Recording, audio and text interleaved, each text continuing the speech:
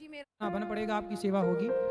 चलिए सब बैठ जाओ, शांति से खड़े कोई ना रहो। गुरुजी राधे राधे। जी गुरुजी मेरा प्रश्न ये है, 2017 में मेरे इकलौते भाई की मृत्यु हो गई थी और अब मैं अपने माता पिता की इकलौती संतान हूँ। दुर्घटना में रक्षाबंधन से 4 दिन पहले ऐसा मतलब कहा जाता है, जब अंदर से मन दुखी होता है तो इस दुनिया से गए हुए व्यक्ति को याद नहीं करना चाहिए। लेकिन कुछ मतलब मेरे विवाह को अभी 2 ही साल हुए हैं, लेकिन कुछ चीज़ें ऐसी हो गई वो बहुत ज़्यादा आत्मघाती, और कुछ मानसिक चीज़ें मतलब जैसे अकेलेपन का एहसास कराया गया हो। किसको? तो मुझे जैसे तो मैं अकेली हूँ। तो आपका विवाह हो गया फिर भी अकेली हैं? गुरुजी बस ऐसा हो जाता है, मैं ज़्यादा तो मतलब विवाह openly ठीक नहीं है, कह पति रही। साथ रहते हैं? जी पति साथ रहते हैं। फिर क्या दिक्कत है? और मतलब ऐसा बोलते हैं ना कि जब मन दुखी हो तो इस दुनिया से गए हुए व्यक्ति को याद नहीं करना चाहिए।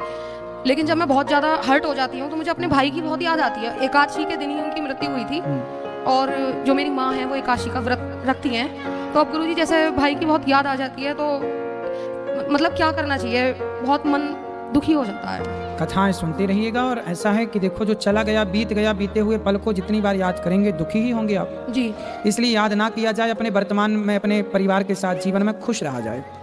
और गुरुजी कुछ ऐसा मतलब बहुत ज़्यादा फील कराया गया है, बार बार मैं अकेली हूँ, मेरा कोई नहीं है। कौन बोलता है ऐसा? मेरे मतलब ससुराल पक्ष से ये चीज़ हुई है तो, हाँ, तो अकेले बहुत हैं। ज़्यादा पीड़ा होती है इस नहीं, चीज़ को आप सोच के देखो, कि मेरे ऐसा भाई है। होता। नहीं, भाई होता, भगवान सबके हैं। जी द्रौपदी ने भाई किसे माना? कृष्ण को। आप भी अपना भाई कृष्ण को मानिए, हम आपके भाई हैं। जी जी आप ये सोचिए कि हम आपके भाई हैं। अब मत कहिए किसी से कि हमारा भाई नहीं है। बहुत आप बहुत कहिए धन्यवाद। कहिए कि हमारे भाई अनिरुद्धाचार्य हैं, हम उनके बहन। बहुत बहुत धन्यवाद। ठीक। बहुत बहुत धन्यवाद। राधे राधे। राधे राधे। गुरुजी राधे राधे। जी गुरुजी मैं आपसे 4 साल से जुड़ी हुई हूँ और मैं वृंदावन भी गई थी, आपके दर्शन नहीं हो पाए जी। और मुझे पता नहीं था आपके दर्शन यहाँ हो जाएंगे। मेरे बड़े सौभाग्य हैं जो आपके दर्शन हुए और मैं आप गुरु दीक्षा लेना चाहती हूँ गुरुजी। परसों देंगे गुरु मंदिर। अच्छा जी, राधे राधे गुरुजी। जी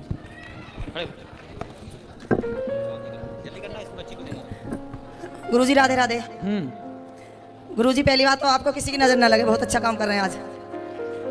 आप सिकंदराबाद में आए, बहुत ही हमारा सौभाग्य है, खुशी का हमारा ठिकाना नहीं जब आपकी हमने सुनी है। और गुरुजी हम गौरी गोपाल भी गए थे, प्रसाद भी खाया था वहाँ पर, माँ से भी मिले थे, लेकिन आप नहीं मिले थे गुरुजी। आप वहाँ गए थे, शायद बिहार गए थे, तो आप नहीं मिले थे गुरुजी। इसलिए आपसे मिलने हम खुद ही आ गए। ठीक है गुरुजी। और गुरुजी आपको किसी की नज़र ना लग जाए बस। सुबह से गुरुजी हमने कुछ खाया नहीं है आपकी खुशी में। तो गौरी गोपाल में जो देखा था वो वहाँ जो बताया गया सब सही है? गुरुजी बहुत सही था, बहुत ही अच्छा था। ऐसा हमने कभी नहीं देखा, नहीं कोई करेगा आगे। बस गुरुजी आप आते रहना और आपका दर्शन हमें मिलता रहे। बिल्कुल। राधे राधे।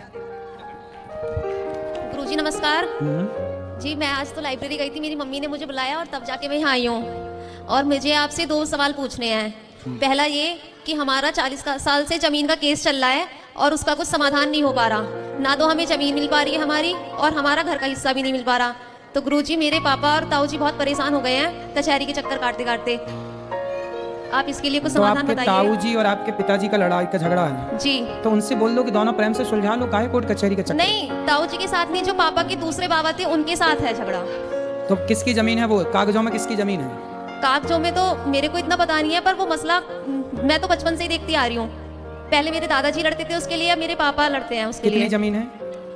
तो मतलब लड़ते लड़ते दादाजी चले भी गए जी और उनके जो जिनसे लड़ रहे हैं उनके भी चले गए होंगे? हाँ जी, पर उसका कुछ समाधान नहीं हो पा रहा अभी तो तक। कितनी जमीन है? होगी 22-25 बीघा। तो अब वो कागजों में किसके नाम पे है?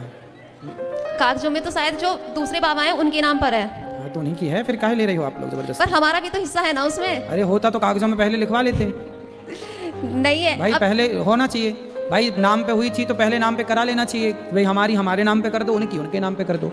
ऐसा था गुरुजी की बाबा जी की हमारी सरकारी नौकरी थी तो बाहर रहते थे, अच्छा।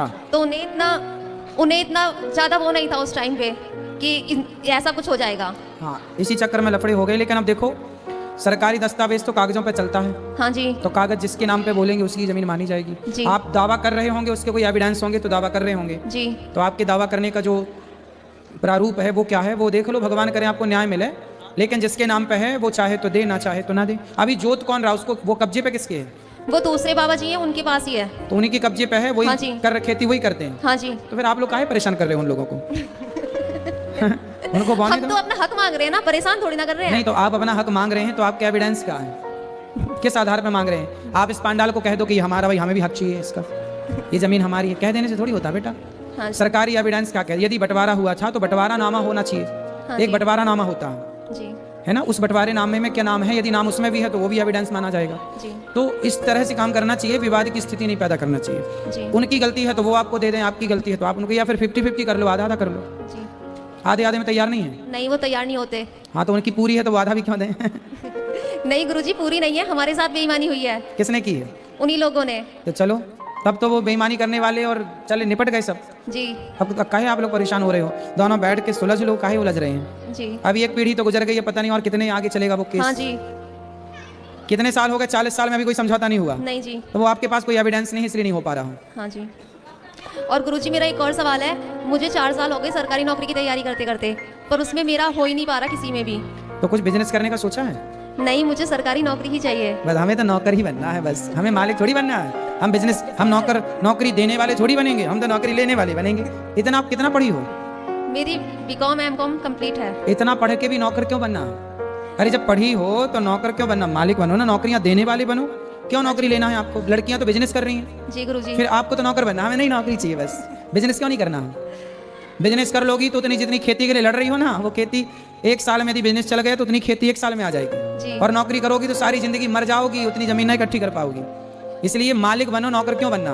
आप लोगों ने पता नहीं क्या पढ़ लिया, नौकर बनना, सबको मालिक बनना ही नहीं है। जब सोची 4 साल आपने नौकर बनने के लिए खो दिए, तो आज 4 साल मालिक बनने के लिए मेहनत किया होता तो आप सफल बिजनेसमैन होती, कोई बढ़िया काम कर रही होती।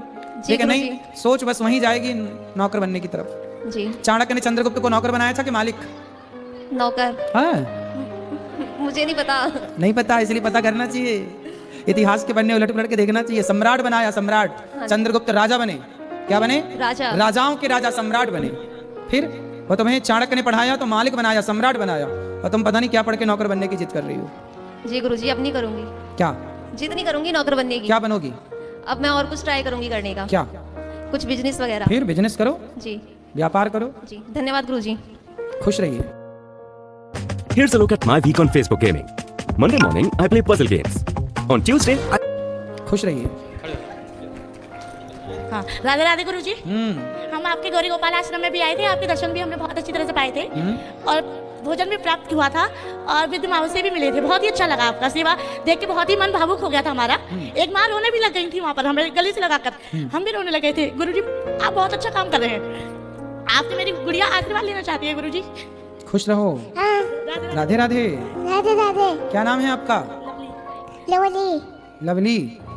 क्या पढ़ती हो बेटा? अभी नहीं गुरुजी। अभी नहीं गुरुजी। वृंदावन आई हो आप? गुरुजी लेकिन मेरे हस्बैंड बैठे हैं, ये बहुत ही ज्यादा आपके बारे में सोचते हैं, बहुत अच्छी बातें करते हैं, लेकिन थोड़ा चलो अब मैं बात करती। धन्यवाद गुरुजी। राधे राधे। हमारे भैया श्री दर्श गोयल जी हैं, शीला गोयल जी हैं, गोयल परिवार की ओर से गौरी गोपाल रसोई में इन्होंने वृद्ध माओं के लिए, वहाँ की सेवा के लिए 31,000 रुपये का सहयोग किया। एक बार सुंदर तालियां आपके लिए। देखो, इन्होंने वृद्ध माओं के लिए, वहाँ की सेवाओं के लिए सोचा और इन्होंने वहाँ जो रसोई सेवा चलती है संतों को, अन्य क्षेत्र, उसके लिए इन्होंने इतना बड़ा सहयोग किया। भगवान सदा आपका धन अन्न धन धान से भरा रहे। खुश रहिए। आपका कोठार सदा भरा रहे, धन धान्य बढ़ता रहे। ठीक है, आपका स्वास्थ्य ठीक है? चलो खुश रहिए, सुखी रहिए। जी जी जी। अच्छा, खुश रहिए, ठीक, सुखी रहिए जी। राधे राधे गुरुजी। हाँ जी। गुरुजी मेरे पति जो है ना, वो आपको बहुत मानते हैं। वो भागवत, मैं दिल्ली से आई हूँ तो मुझे पता पड़ी थी सिकंदराबाद में भागवत हो रही है, तो मैंने कहा मैं नहीं जाऊंगी, चाहे घर में लड़ाई हो या कुछ हो। मैं कहा मुझे गुरुजी के दर्शन करने हैं, क्योंकि मैंने आज तक टीवी पे देखा है आपको, और मेरे पति ना बहुत मानते हैं, बहुत। तो मैं उनसे बोलती चलो गुरुजी से मिलके आते हैं। आप एक बारी द्वारका मोड़ पे आए भी थे, तो मैंने बहुत जिद करी थी। मैंने कहा चलो, कह रहे नहीं भीड़ हो रही है, इतनी भीड़ में धक्का मुक्की में मर जाएंगे, मैं नहीं जाऊंगा, उनको घबराहट होती है। तो मैं कहूँ गुरुजी आप कभी भी दिल्ली आएंगे तो आपकी बार जरूर दिल्ली दर्शन यहाँ से बिल्कुल पास में है क्या? नहीं कुछ भी हो गुरुजी, हमें तो आपसे मिलना था, तो गुरुजी आप कितने लेके दूर आए। दिल्ली यहाँ से? 50-60 किलोमीटर की। ठीक है, पास ही है फिर। हाँ जी। तो गुरुजी वो ना थोड़ी सी ड्रिंक करते हैं, वो आपकी इतनी भागवत देखते हैं। कहाँ है? ये द्वारका मोड़ से। आए नहीं? नहीं, मैं अपनी बहन के घर आई थी, तो मुझे पता चला कि गुरुजी आ रहे हैं, तो मैंने सोचा मैं 2 दिन नहीं जाऊंगी, मुझे सोमवार को सुबह ही जाना था। मैंने कहा नहीं जाऊंगी, मैं बुधवार को जाऊंगी, पर गुरुजी से जरूर मिलूंगी। पर मैं गुरुजी एक बात कहना चाहती हूँ कि आप बहुत अच्छा काम करो गुरुजी, आपको किसी की नज़र न लगे। मेरे सतगुरु, आप बहुत बहुत लोगों को वो करते हो कि आपसे बहुत लोगों को प्रेरणा मिलती है कि गुरुजी इतना अच्छा काम कर रहे हैं, इतनी माओ को खिला रहे पिला रहे। हम तो उस लायक भी नहीं है कि हम कुछ कर भी सके, आप इतने अच्छे काम कर रहे हो गुरुजी, बहुत बहुत धन्यवाद। आप लोग बहुत लायक हैं, भगवान बहुत लायक बनाए। जो आप लोग साथ दे रहे हैं, आप लोग चलो आशीर्वाद दे रहे हैं, एक रोटी भी दे रहे हैं, तो वो भी आपका साथ बहुत बड़ा है। जय गुरुजी, शुक्रियाना गुरुजी। खुश रहिए। और जैसे हम बोलते हैं ना कि मैं गुरुजी के पास जाऊंगी तो कहेंगे नहीं नहीं नहीं कोई जरूरत नहीं, घर में टीवी पे आते हैं गुरुजी वो देखो। मैंने कहा नहीं, आज तो मेरा बिल्कुल मन था कि मैं चाहे कुछ भी हो जाए पर सिकंदराबाद में गुरुजी को देख के जाऊंगी। मैंने भैया से बोला मुझे अंदर जाना है, कह रहे नहीं उन भैया से पूछ लो। मैंने कहा गुरुजी है ना साथ, अपना आप लेके जाइए, ठाकुर जी बैठे हुए हैं ना। बिना रुके अंदर आ गई मैं। जय गुरुजी। जो भी भक्तगण गुरुजी की कथा सुनते हैं और भगवान पे अटूट विश्वास रखते हैं, वो चैनल को सब्सक्राइब करके वीडियो को लाइक ज़रूर करें।